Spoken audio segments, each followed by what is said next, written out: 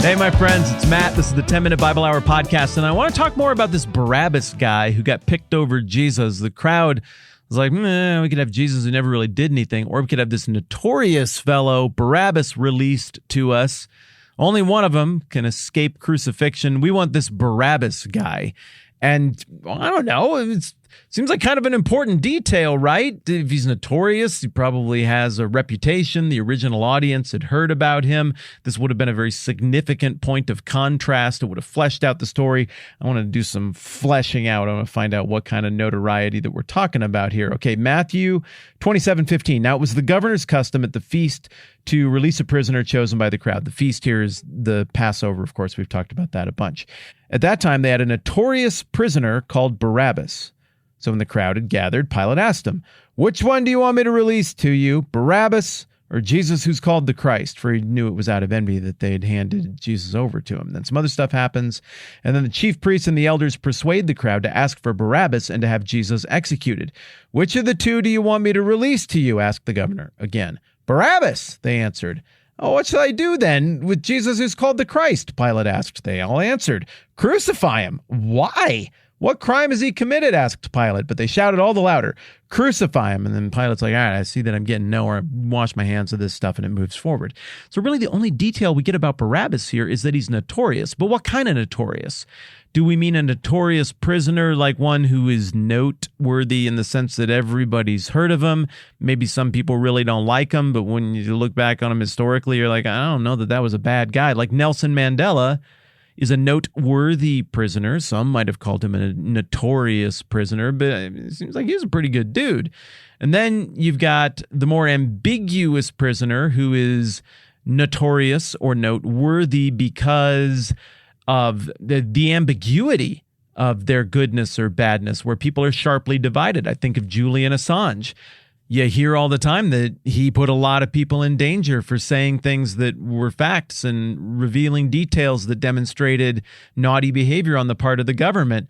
And the government got real mad about that. And it's been an ongoing thing. Well, I don't know. Other people are like, I don't really see where he actually put a lot of people in danger. And don't we want the press to be telling us what's going on with our government? And so he's notorious in that some people think he is the worst, an absolute traitor, treasonous, espionage, guilty.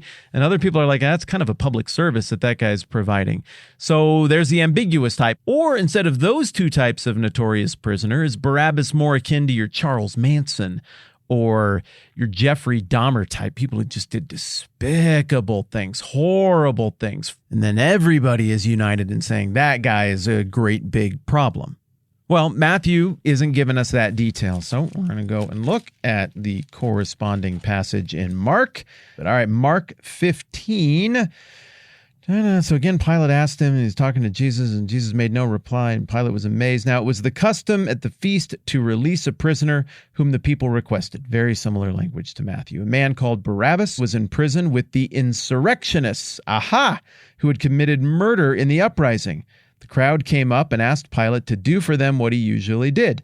"Do you want me to release to you the king of the Jews?" asked Pilate, knowing it was out of envy that the chief priests had handed Jesus over to him. But the chief priests stirred up the people to have Pilate release Barabbas instead. "What shall I do then with the one you call the king of the Jews?" Pilate asked him. "Crucify him," they shouted. "Why? What crime has he committed?" They all shouted louder, "Crucify him." Wanting to satisfy the crowd, Pilate released Barabbas to them. He had Jesus flogged and handed him over to be crucified. Okay, there's a lot of overlap between those two accounts, but here we learn a little bit more. Apparently, Barabbas is the type of notorious prisoner who is an insurrectionist.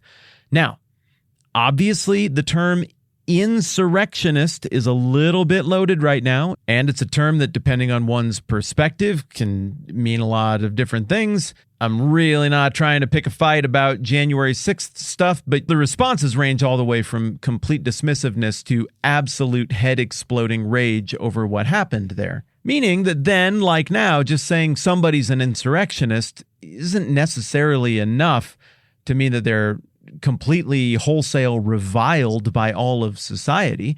I mean, come on, there are people who look at the folks who went in the Capitol building on January 6th and like those people were heroes. They stood up against corruption. There are other people who like those people were absolute treasonous monsters, and they should be hung for those crimes in keeping with the ancient tradition. Well, likewise, in the first century, we know that there was a whole zealot party. There were people who wanted to see Rome go away.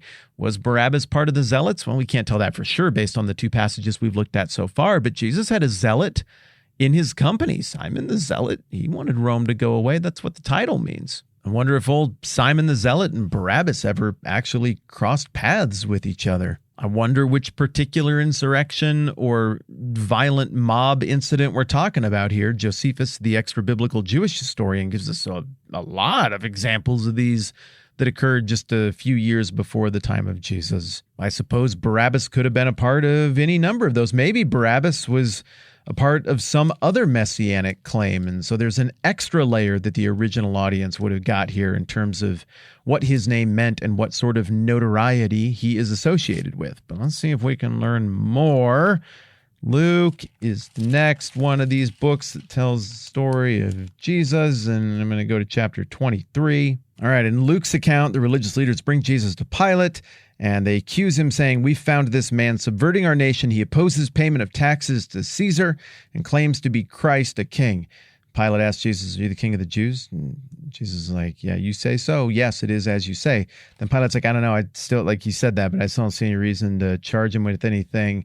And then some more stuff happens. And then Pilate calls together the chief priests and rulers of the people. It's like, "Hey, you brought me this man as one who is inciting the people to rebellion, but I've examined him in your presence, and I found no basis for your charges against him. Neither is Herod, for he sent him back to us." There's an interlude in Luke that we don't get in Matthew where Herod gets to talk to Jesus as well in the midst of all of this. "And he's done nothing to deserve death. Therefore, I'll punish him and then release him." So Pilate's like, let's just give him a little light flogging, call it good, everybody's happy. But with one voice, they cried out, "Away with this man! Release Barabbas to us!" Barabbas had been thrown into prison for an insurrection in the city and for murder. Wanting to release Jesus, Pilate appealed to them again, but they kept shouting, "Crucify him, crucify him." And that's, obviously that's how it works out. So, a little bit more. It's not just that Barabbas was accused of murder or was around murder. Luke is saying, like, nah, you can verify it. He was involved in an insurrection, and now we know the insurrection was in Jerusalem, and we know that he's at least heavily accused of murder. Luke is trying to give us the impression, indeed, that he is guilty of murder. And so we're getting a clearer sense of what kind of guy the religious leaders are picking over Jesus. All right, now we go over to John. This is the last one. And it looks like we're going to do some flogging here in 19. Okay, 18. Pilate asked, "What is truth? I find no basis for a charge against him. But it's your custom for me to release to you one prisoner at the time of the Passover. Do you want me to release the, quote, king of the Jews?" And they shouted back, "No, not him. Give us Barabbas." Now, Barabbas had taken part in a rebellion. Then Pilate took Jesus and had him flogged, and on we go. Okay, I suppose it's possible to cobble together an understanding of Barabbas wherein he is sympathetic. Like, look, if you don't like Rome or you don't like empires, giant political machines that occupy other people against their will, like I don't, then it's pretty easy to see this guy as some kind of freedom fighter who's one of the few who's brave enough to push back. Yeah, I can make a case that such a person should be lionized and should be notorious for even neutral to possibly even good reasons if you're down with shedding blood for freedom and things like that.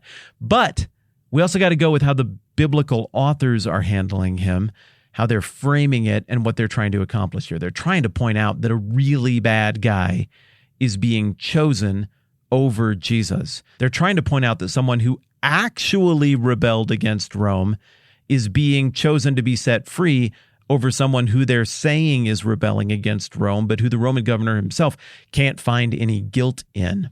So while I fully acknowledge that I can fill in the gaps of this picture with this barely mentioned historical character and imagine a more noble version of him, I have to acknowledge that the four sources who tell us anything about this Barabbas guy are clearly framing him as a bad dude who did bad things. And they're also clearly trying to tell us that it demonstrates how corrupt and bad the religious leaders were, that they wanted this bad dude released. It doesn't take a lot of context digging to figure out that that's how he's being held out.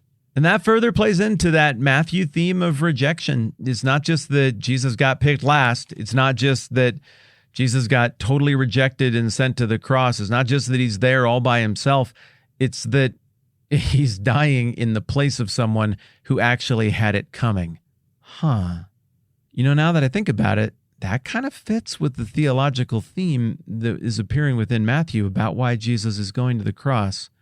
We better talk about that more next time around. Hey, real quick, I did a guest appearance on a podcast that I thought was really good, not because of what I did, but because of what the podcast is the other day. And I wanted to point it out to you, see if you want to go check it out. The podcast, I believe, is called Can This Work in a Small Church? Carl Vaders is the guy behind it. This guy's a good dude who's into grassroots Christianity, supporting the small local church where they're out there busting their butts, trying to just do the right thing, help people, serve people, point people to God and stuff like that. I have a lot of admiration for people who work in that small church kind of environment, not like trying to criticize people who work in like big churches, other environments, or not churches at all. It's just, I got a soft spot in my heart for people who do that kind of work and don't get any credit for it a lot of the time. And I like what Carl's doing. I like the podcast and I like the conversation I had with him. And so if you want to go and check it out, that'd be awesome. There'll be a link down below. Say hello for me if you make it over there his direction. Okay, more Barabbas next time around. I'm Matt. This is the 10-Minute Bible Hour Podcast. Let's do this again soon.